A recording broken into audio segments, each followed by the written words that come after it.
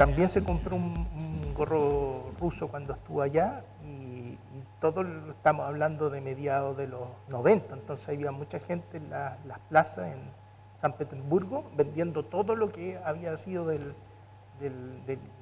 Imperio Soviético. Claro. Relojes, qué sé yo. Sí, esta salió súper buena, Antigua. de hecho la tuve que mandar a achicar, era un poquito grande y la mandé a achicar, pero fue muy divertido, son bastante buenas. Sí, no, son bonitas. Oye, Viñamarino de toda la vida, ¿no? Sí y no. Nací en Viña, pero pasé mi infancia igual en el norte. Así que hay ahí también una ciudad que igual me persigue, que es Antofagasta. Antofagasta también, Exacto. el norte, digamos. Claro, norte del país. Pero tú tienes un vínculo, digamos, como pasajero, no tanto, no tan, digamos, arraigado como en Viña. Sí, lo que pasa es que Viña en el fondo fue como el reacomodo de la identidad cuando mis padres tienen que emigrar por razones de trabajo a finales de los 80 más o menos. 2 años antes de la transición democrática. Llego como el 86, por ahí, Ya. en ese periodo a Viña. Pero nací acá, efectivamente nací acá en Viña. Tú estudiaste en Derecho. Sí, en algún minuto. ¿En algún minuto? Sí, estudié Derecho. ¿Y cómo? Y me fue muy bien. ¿Te fue bien? Sí, porque era. Bueno, en fin, siempre me gustó la lectura y siempre me fui por la filosofía del derecho. O sea, fue como el primer ramo que me interesó. Ah. O sea, no te fue difícil caer en las letras, digamos. No, no porque mi papá siempre me incentivó la lectura, era como bien reconocido el leer. Entonces mi mamá, me acuerdo la biblioteca Andrés Bello, ahí me eduqué de joven, qué sé yo, de preadolescente, 12 años. ¿Y cuáles eran las cosas que te llamaban la atención? Porque yo sé que tú eres un amante de Raymond Carver. ¿Mm? Tú eres un amante de Raymond Carver. Sí, o sea, la literatura americana siempre me llamó la atención por lo vernáculo que era el lenguaje que tenían los narradores y lo clásico. Yo creo que eso siempre como que ha estado presente. O sea, la filosofía también me gusta harto, el arte, las bellas artes. Perfecto. Y como periodista parece que no ejerciste mucho.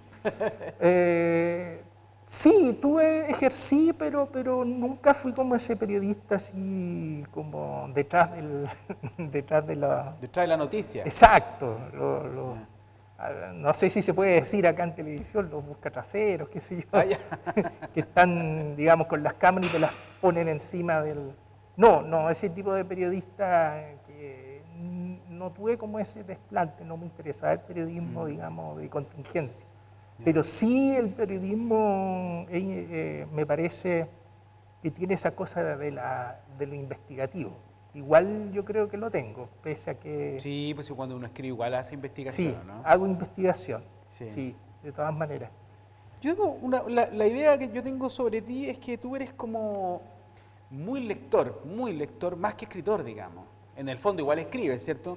Pero dedicas más tiempo como a leer, ¿cierto? Sí, yo me considero más un lector, Pero sí. eso es bueno porque hay un montón de escritores que no leen, por ejemplo.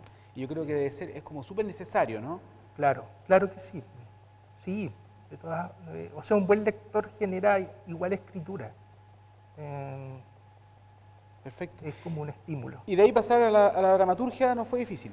Sí, la dramaturgia fue, sabes tú, las tablas siempre me gustaron. Yo recuerdo que en el ARSI, que me formé ahí, que fue una preparación maravillosa, o sea, los mejores años de mi vida, la escuela de teatro estaba vinculada con periodismo, entonces yo veía a los actores salir, entrar al set, etcétera. Y yo iba mucho al teatro, y de hecho en alguna oportunidad quise escribir teatro, y ahí, bueno, me vinculé después con un maestro que era David Benavente, y empecé a ir de a poco a escribir teatro hasta que un día le pasé un texto a Arnaldo Berrío. Y fue como súper estimulante porque yo sin ninguna pretensión y Arnaldo me llama al día siguiente. Y yo decía, ¿y qué pasa? O sea, no, es que quiero montarla por Ateva. Esa Así fue la obra... Última parada. Última parada. Última parada, sí. Así que fue un estímulo grande porque después esa fue seleccionada en la Universidad de Valparaíso y ahí, bueno, siguió su curso. Ya, perfecto. Siguió su curso, pero siempre como dramaturgo, no, nunca como metiéndome en la dirección, no, sino como escritor de teatro. Ya. A ti hay hartas cosas que te mueven. Yo creo que hay un factor, digamos que yo, que he estado en tus libros, siempre está, ¿cierto? Que es la cosa de la contemplación. Leer tu libro es como, es como conversar contigo, ¿no? El tema de la contemplación, el silencio, ¿cierto? Contemplar, contemplar, contemplar. Eso es lo que realmente te mueve a ti, ¿o no? Sí, estar en el mundo, o sea, esa filosofía heideggeriana que el Dasein, que le llaman Dasein los alemanes, ese concepto de ser y tiempo que es Ser y muy tiempo. bonito, que tiene que ver con ser responsable, restituir el sujeto y el objeto en lo contemplativo. Y lo contemplativo siempre está en mi libro, la naturaleza, los humedales, el estero Marga Marga. Sí. Oye, de eso vamos a conversar, pero mira, debo confesarte que este es el primer programa de la Ya. temporada. Estamos inaugurando esta tercera temporada Ya. que parte contigo. Felipe Acuñalán, amigo, escritor, periodista, dramaturgo, ¿cierto? Acá tengo algunas de sus publicaciones, ¿cierto? Las más recientes y ahora se viene una nueva. Sí, la más reciente, El motociclista. El motociclista, ¿cierto? Sí. Tenemos Habitar, tenemos Huida, ¿cierto? Y luego viene, y aquí me gustaría empezar, digamos, con tu obra en general, Sí. ¿cierto? Con Habitar. Hay un tema más allá de la contemplación, ¿cierto? De heideggeriano que estábamos hablando acá, que tiene que ver con la ciudad. Porque tú tienes, mira, no sé, es un rollo, pero una fijación tremenda con Viña del Mar. Sí, Y sí. está manifestado acá en Habitar.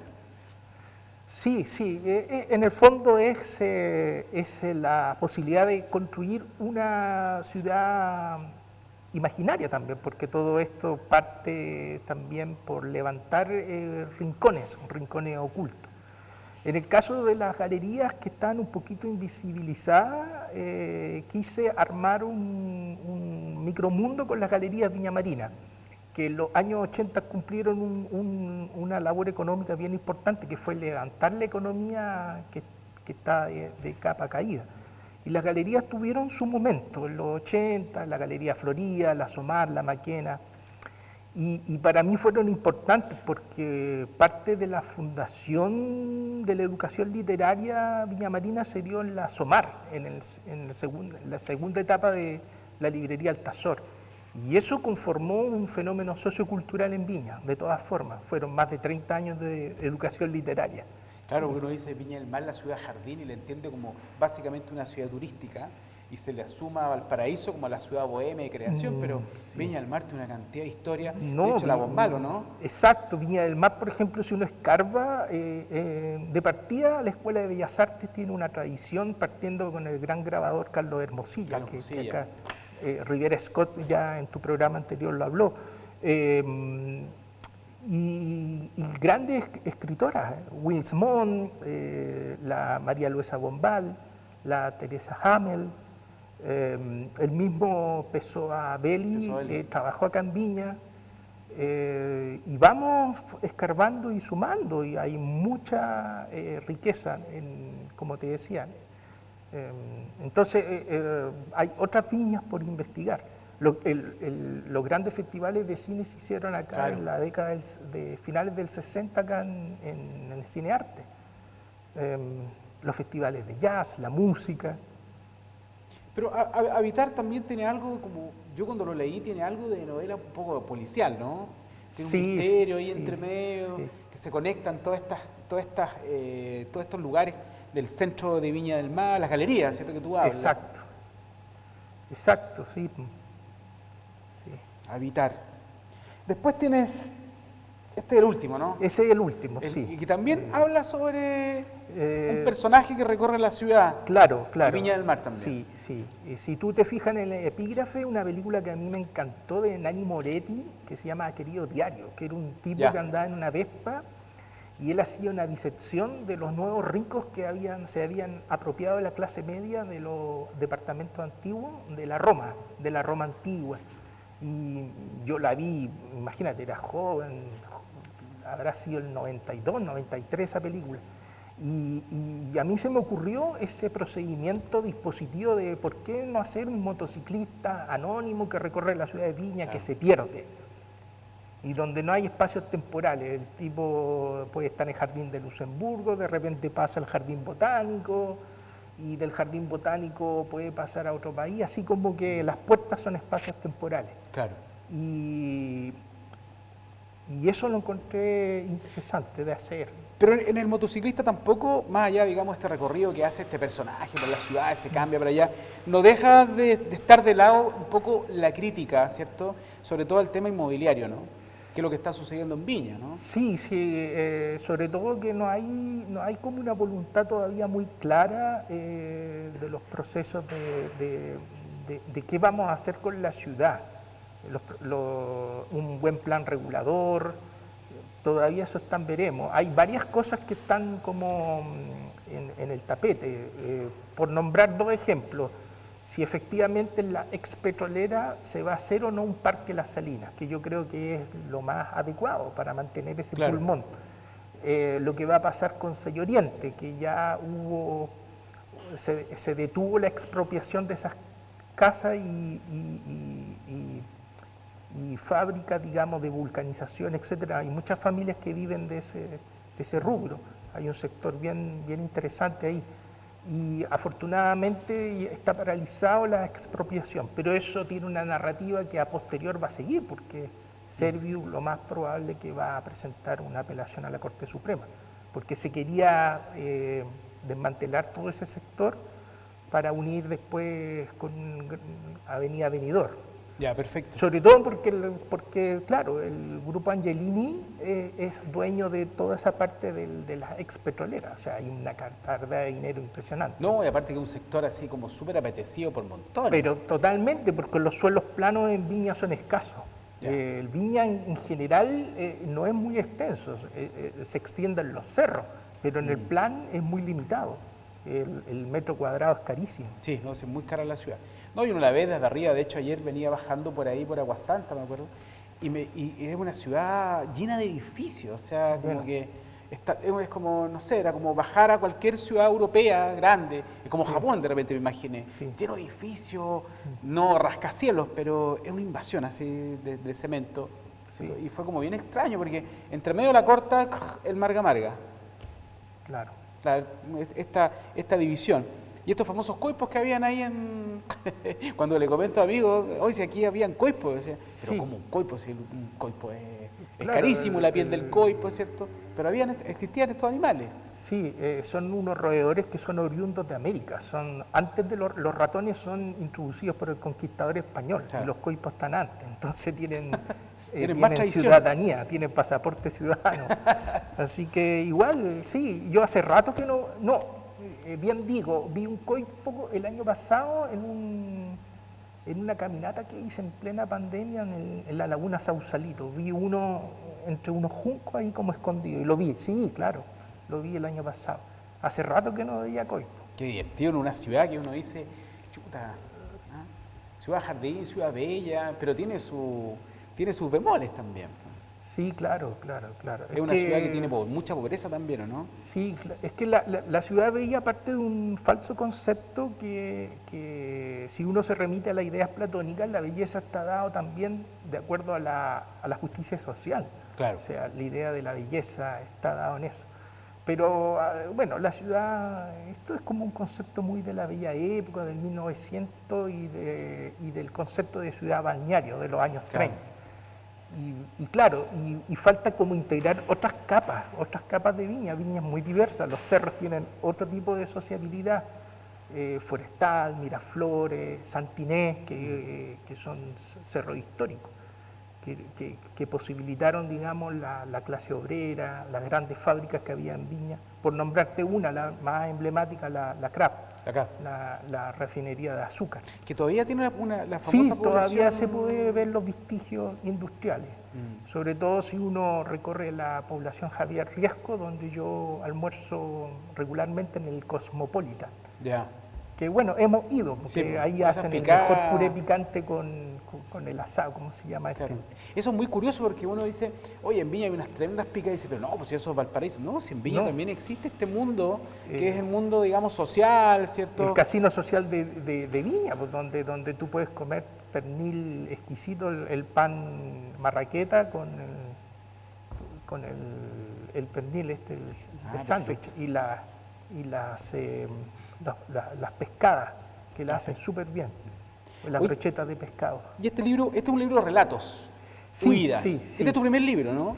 Sí, ese fue un primer libro bien, o sea, había otro libro pero que está descatalogado, que fue El Jazzista, que quizá en alguna oportunidad lo pueda reimprimirlo de nuevo, no sé. Pero este fue ya de una editorial ya consolidada, que fue con RIL. Y bueno, ahí conocí a Juan Radrigán, que tuvimos un muy buen acercamiento, y con Flavia, que era su hija, y bueno, ahí él leyó los textos y le parecieron que podían ser publicados. Perfecto. Pero aquí está tu obra Capital Dramático, ¿cierto? Sí, Texto, sí. La Flor. La Flor, sí. Este texto, que este es un texto, digamos, es una obra de teatro. Sí, claro. ¿Esto fue cuándo fue realizado? Eso fue realizado el 2010 en el Teatro La Memoria que dirige, ¿cómo se llama? Alfredo Castro. Ahí había un taller que realizaba Juan Radrigán y bueno, y ahí se seleccionó un par de obras y se llevaron a escena. Perfecto. Pero se te viene otro libro ahora, pronto. Sí, se viene otro libro pronto, no quiero hablar. Ese es como el más chistoso, no sé si chistoso, pero es como el más desopilante que sí, tiene. desopilante. Yo creo que tiene algo, sí, sí, sí, hay algo como en la ciudad de David Lynch, esa cosa que hace. Claro. A mí siempre me ha encantado. Para mí Viña es como Twin Peaks, o sea, en el día todo así como bello, pero en la noche aparecen las cucarachitas así debajo del... Perfecto. Bueno, acá han sucedido cosas terribles. Bueno, el El tema de mismo los Tebo psicópatas. Díaz, cuando tú lo entrevistaste, el caso de los psicópatas, o sea, Viña tiene algo también oscuro, Perfecto, sí. muy oscuro. Bueno, ese libro que se viene ahora es sobre fisiculturistas, ¿no? Sí, hay un rollo ahí policial también, del culturismo y de la venta ilegal de esteroides veterinarios, que son para perros, gatos y cerdos, pero que los culturistas lo utilizan por el menor costo. Bueno, ahí hay Sí. un tema policial que investigué donde hay una muerte que hay que investigar. Esto ha basado un poquito en hechos reales también, ¿no? Sí, hay hechos reales, efectivamente, y también hay muchos referentes cinéfilos que ojalá que se expresen, que son películas que a mí me han encantado, la de Paul Schrader, que es gigoló americano, Gigolo americano. y en este caso sería un gigoló latinoamericano, Ah, ya. un jovencito que se prostituye en el casino de Viña. Y ahí empiezo a armar el constructo, porque es un tipo que mejora su identidad a través de las pesas. Empieza a esculpir su cuerpo, y entonces esa película que de gigoló americano es un referente. Tremenda. Y también otra película es un referente, la de John Travolta del 77. Fiebre de sábado por la noche. Exacto, sí, de todas maneras. Sí. Oye, pero yo, por lo que te conozco, ¿cierto? Tú te demoras harto en los procesos de investigación. O sea, tú cuando haces un libro no es que uno se pone a escribir. Yo siempre te veo como investigando mucho, o sea, para poder... Sí. En este caso de este último libro llevas, no sé, y te has entrevistado con un montón de gente. Entonces, Mucha gente, médico, fisiólogo, o sea, culturista, me meto, me encanta esa cosa de involucrarme. Eso es periodista en el fondo. Exacto, sí, y me considero como quizá un novelista social, porque me gusta involucrarme con la gente. Eso lo aprendí también de un profesor, que Robert McKee. Me acuerdo que los escritores americanos tienen como un sistema que antes de escribir investigan como 6 meses. O sea, es como una forma distinta de... No estoy diciendo que es la única, pero investigan, toman notas, hacen periodismo, etcétera, y después se colocan a escribir. Después de ese proceso de acumulación viene el... Claro. Bueno, Hemingway decía, hay dos clases de escritores, ¿no? El que lo ha vivido todo y el que no ha vivido nada y lo inventa todo. Pero Claro, él declaraba que había vivido poco en realidad para todo el mito que se inventaba sobre él y por lo tanto casi todo lo inventaba. Entonces podría ser un narrador a lo mejor norteamericano un poco distinto a estos convencionales que tú estás señalando, ¿no? sí, sí. Podría andar por ahí. Y claro, esos temas de investigación, por lo tanto, el gesto, el gesto o el acto mismo de la escritura, ¿cierto? No es espontáneo. No, con la En tu caso no. madurez, con los años como que no, ya no es tan... Hay cosas del inconsciente, qué sé yo, pero hay harto proceso de tomar nota, investigación. Por eso demoro. No, no Sí, soy, pues si uno se demora de alguna manera en un no, trabajo, yo creo que se demora harto en sí. realidad. Ahora, obviamente que todo el proceso acumulado, cuando la gente piensa que el backstage de todo es un proceso largo, donde van sucediendo cosas. Y los caminos de la creación son como los misterios de Dios. A veces uno va por un camino y de repente se tira por otro camino y así. Sí, pues. A veces los personajes empiezan a manejar, ¿no?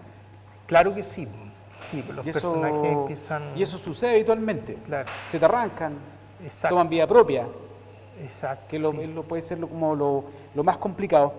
¿Qué otros temas te mueven a ti, Felipe?